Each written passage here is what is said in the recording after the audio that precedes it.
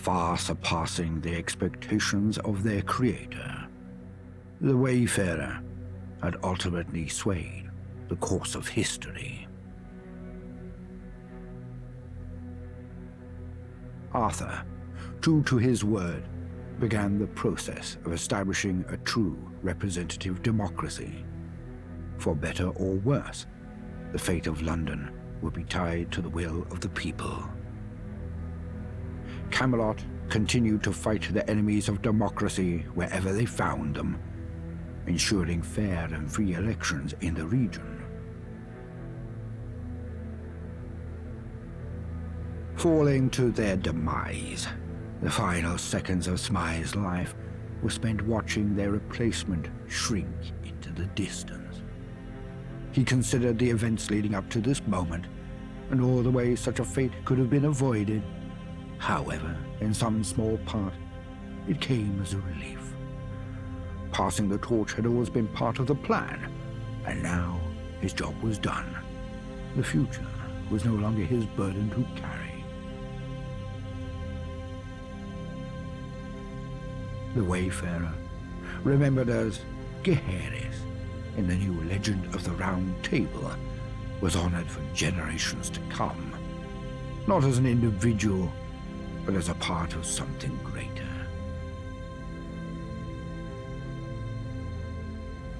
The Tommies continued to report to the government with a new charter outlining their role in a true democratic society.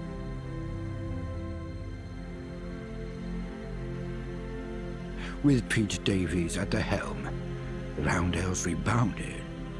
After cleaning up the few straggling hooligans, their club sprang back to life, though with tamer party, because, thanks to a newly, mostly sober Davies. The Pistols of Camden embraced the future with cautious optimism.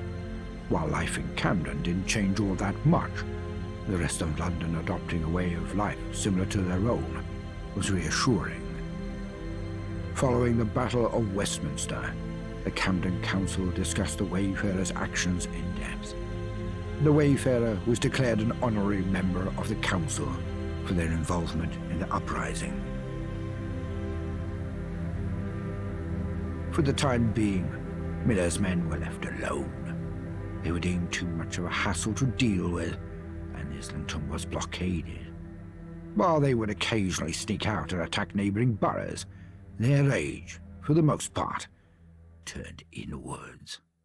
With no outlet for their fury, this spawned a culture of infighting. Gangs of Miller's men would beat each other to the death over trivial matters. Fortunes were lost and won at a swing of a fist.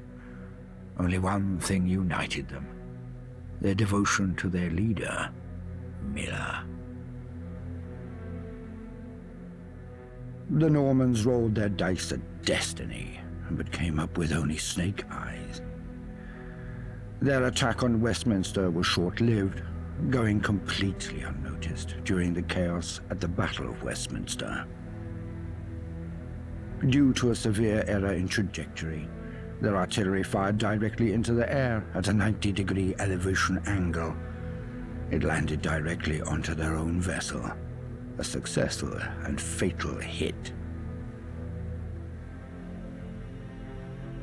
Traders came and went, but the Croydonians rarely crossed the bridge that had been built for them.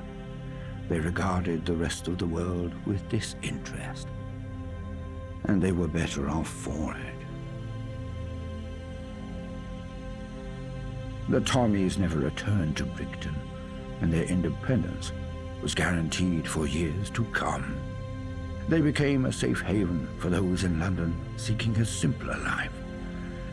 In the grand scheme of things, they were insignificant, and they wouldn't have it any other way. While the rest of the city marched on, Brighton remained a capsule in time. Change was slow in Eastminster following the fall of the gentry. The Good Samaritans were instrumental in keeping a semblance of order through the chaos.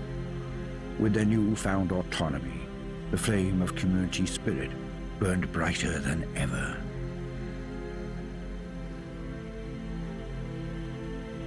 The free and fair elections were not kind to the gentry, who failed to form a majority in the subsequent parliament. As time went on, the law no longer turned a blind eye to their extractive policies.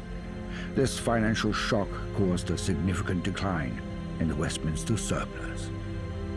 Now on equal legislative footing with the rest of London, the gentry redirected considerable resources into lobbying for their interests.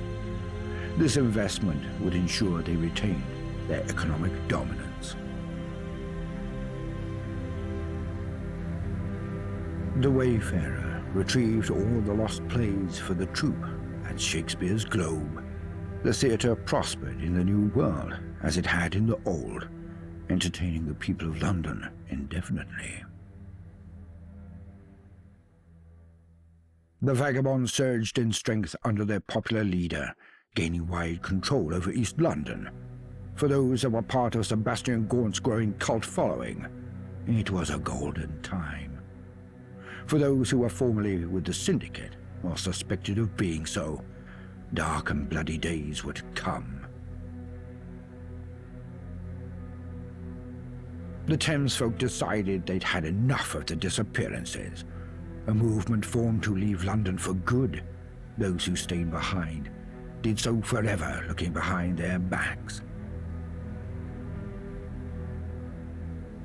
Kira continued her pursuit of treasure through the capital, always seeking greater and more daring gains.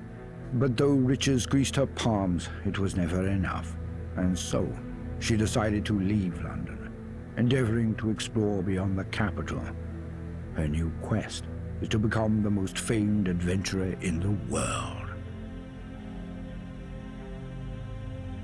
Mad Jack returned to the only place he could ever truly call home, his gym. Still haunted by the memories of his troubled past, he found solace giving London's forgotten and neglected souls an outlet for their rage. Arthur Mountbatten was thankful for the time spent traveling with the Wayfarer. He had lived more of a life in that short period than he had ever thought possible. For the remainder of his days, he would live a quiet life in Camden. And so, the Wayfarer's journey came to an end. But it was not the end of history, only the beginning. Because in mankind's pursuit of power, there is no price too high, no life too valuable, and no ideal too sacred. Because war never changes.